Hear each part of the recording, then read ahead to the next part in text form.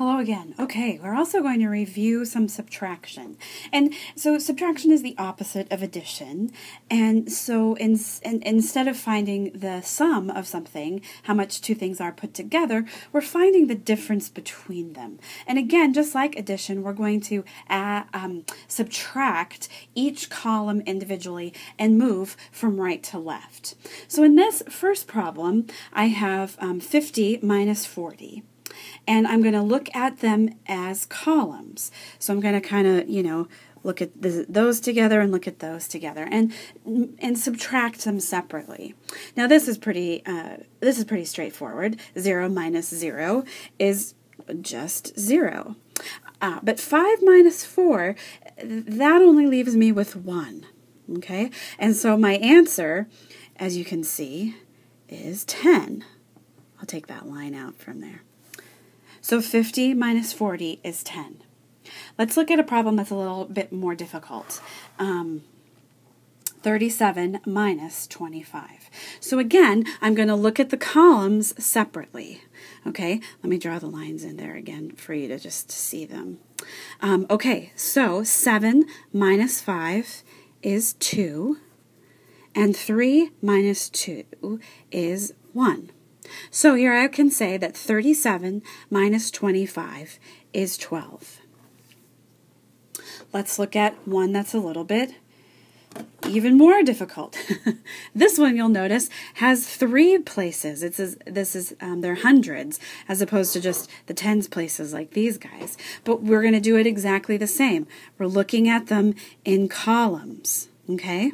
So 9 minus 5 is 4. 2 minus 1 is 1. 3 minus 1 is 2. So 329 minus 115 is 214. What if, though, we have a problem like this one? 52 minus 7. If I look at it in columns, I can't take 7 from 2 because 2 is smaller. So when that happens, it means that I have to do what's called borrowing. And again, just like adding is the opposite of subtracting, borrowing is kind of the opposite of the regrouping that we did in addition where we were carrying. Okay, so what I'm going to do, since I can't take 7 from 2 and I have to borrow, I'm going to draw a line through this 5 and subtract 1 from it. 5 minus 1 is 4. And then that 1 that I'm taking from the 5, I'm moving it right over here and I'm going to turn that 2 into a 12. Okay, so now I have 12 minus 7, and I can totally do that. It's a lot easier to subtract 7 from 12 than it is 7 from 2. So what does that give me? 12 minus 7 is 5, and then here I have 4 minus 0, right? There's nothing here, so it's just going to be 4. So 52 minus 7 is 45. Let's look at another example like that. So again, considering the columns, I'm not going to draw the columns in this time. You just sort of think about them if you still need them. But again, I can't take 6 from 4 because 4 is the smaller number. So I'm going to draw a line through the 6 and subtract 1. So I'm going to make that a 5. And then bring the 1 that I borrowed all the way over here and turn that 4 into a 14. And now I can very easily subtract 6 from 14, no problem, 8. And then again, 5 minus 0, because I have an empty spot right there, is 5. What if I don't have an empty spot right there? Then what do I do? Let's look at this example and see. 84 minus 57. So again, let me draw these in here so you can kind of see them. Can I take 7 from 4? Oh gosh, I can't. Because why? 4 is smaller. So I cross the 8 out.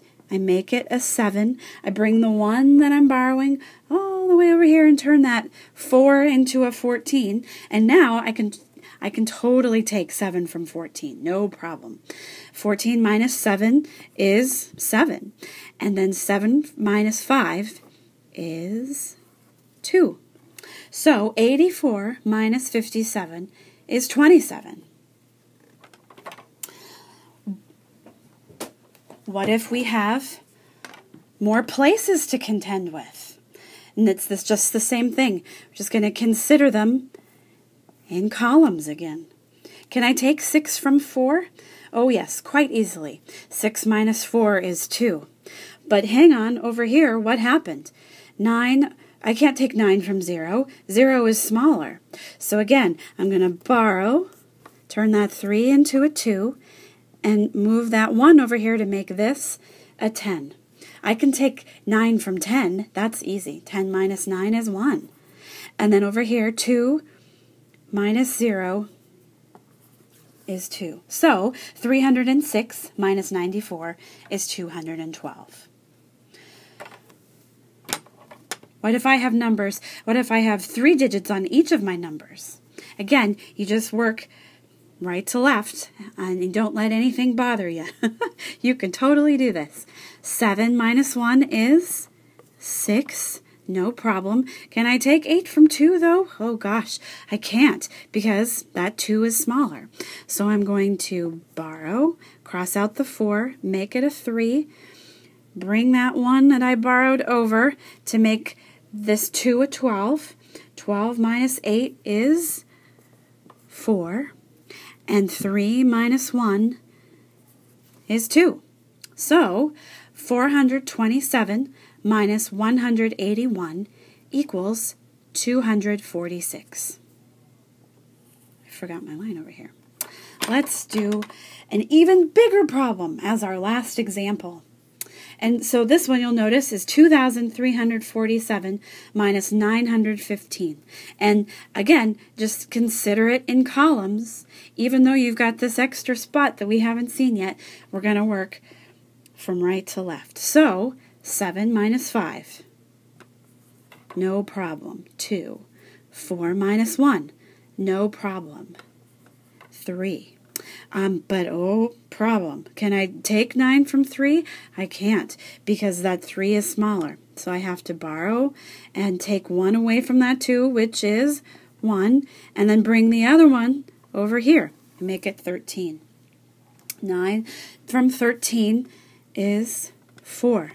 And then 1 minus nothing is 1.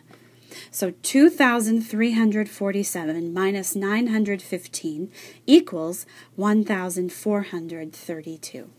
And if you're finding that you're having trouble sort of seeing the columns maybe, and seeing how everything is lining up, or if your answers, it's like, what do I take this 5 from, depending on how clearly you write it, you can ask for graph paper. Let me show you an example of what graph paper looks like. It looks like this. And so you can put, one number in each box and subtract quite easily, because you can tell where your columns are and which numbers are above which numbers. So be sure to ask for that if you need it. Hopefully this has been a good review of subtraction for you.